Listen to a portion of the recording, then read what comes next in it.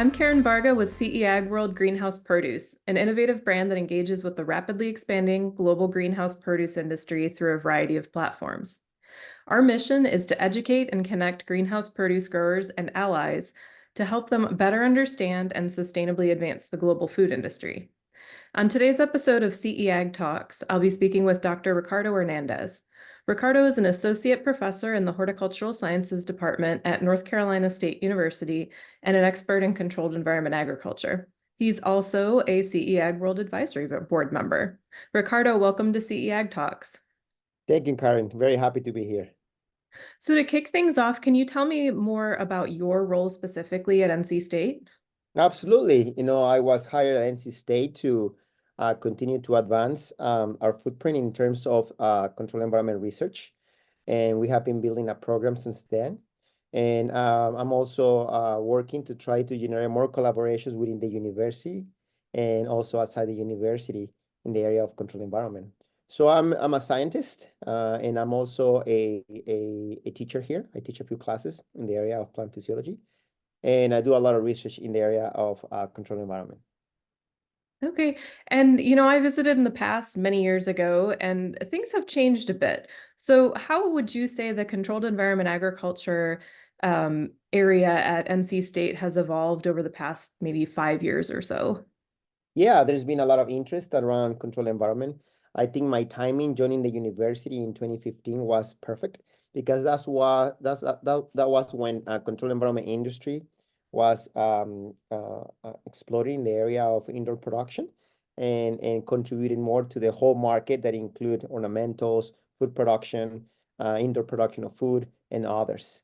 So in the past 5 years, we have organized here a group of scientists at the university that now we are working together towards the goal of improving controlled environment production in terms of sustainability and also productivity. I think it's evolving from individual faculty trying to do research to a more collaborative multidisciplinary effort here at NC State. And what about in terms of facilities that you have available now that maybe you didn't 5, 10 years ago? Absolutely. So in the past, we used to have access to a greenhouse. Now we have access to a greenhouse in multiple greenhouses. Some of those greenhouses are very high tech, they which have a full control of lights and full air conditioning control, refrigerator control to maintain any temperature. And those are mainly used to do, research. We can simulate climates of any part around the world. But we also have your commercial-based greenhouses that use evaporative cooling. And then we do translational research there that can be more directly applied for the grower.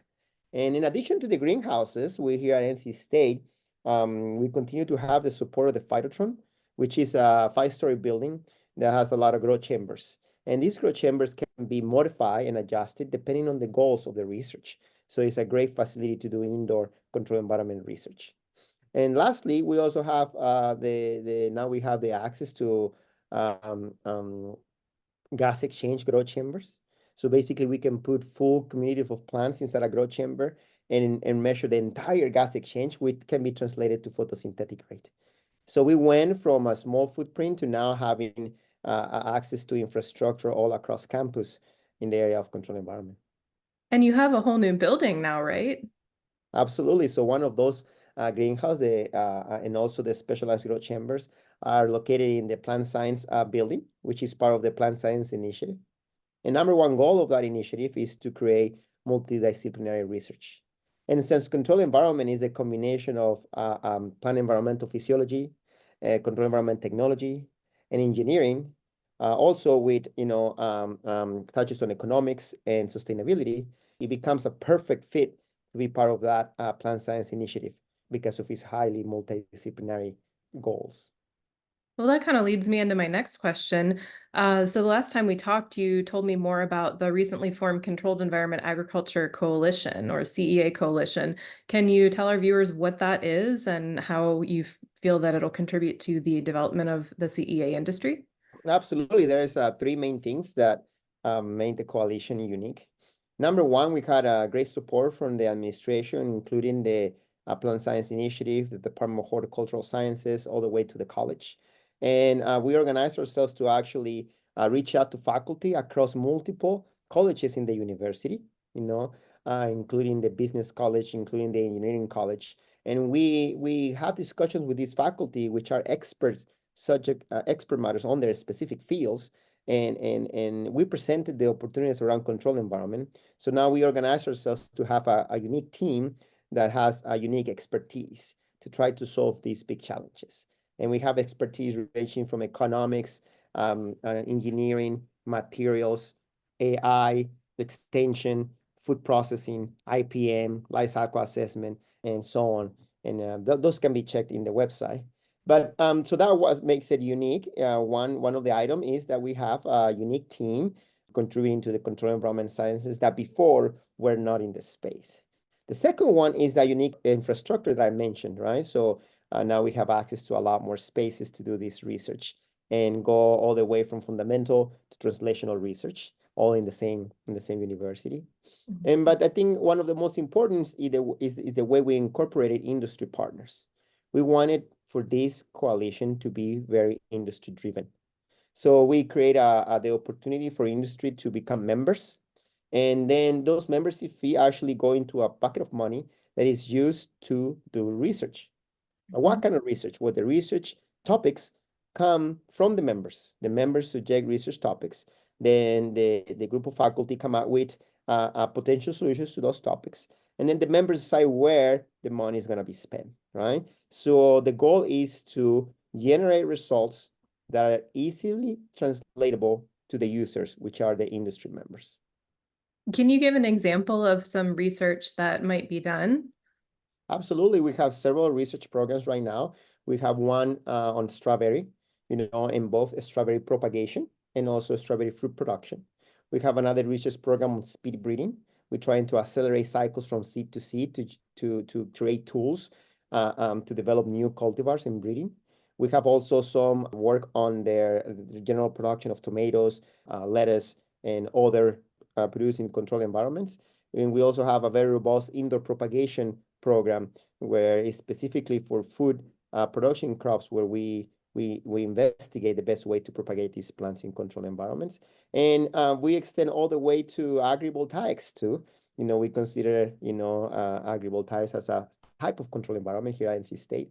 So we're extending our research capabilities to that area also. Okay, so those are all the areas that you're covering with the CEA Coalition? Those are the areas right now that have funding, and we're actively doing research right now. We also have a program in cannabis, and that we do research there in cannabis here that is also funded and the coalition. Yeah. Okay, But and we're if one of open to any opportunities, yes. Oh, that's great. And if one of our viewers is interested in learning more about the CEA Coalition or becoming a member, where can they find more information, or who should they reach out to? Yeah, we have a website, and I think you can include the link in this recording. And there is a ways to engage tab in that website. And not only you can engage in multiple ways, right? One way is through the membership and the consortium that I already explained. That membership may not be suitable for everybody, and we can also engage in research, one-to-one research collaborations, right? Where now this is a pre-competitive space, right? So we can generate IP for companies and engage on one-on-one research collaborations. Or perhaps your company already has great expertise and they just need us to execute a service agreement where we get a specific protocol. We use our technical expertise and facilities, and we return raw data. And so there's multiple ways to engage. We're trying to serve the industry as much as we can. Yeah, it sounds like there are a lot of good options for folks that are looking to get research done or looking for solutions to problems that they've had in their own greenhouses or vertical farms. Absolutely. Absolutely. Well, Ricardo, thanks so much for chatting with us today on CEAg Talks. Thank you, Karen. Have a good day.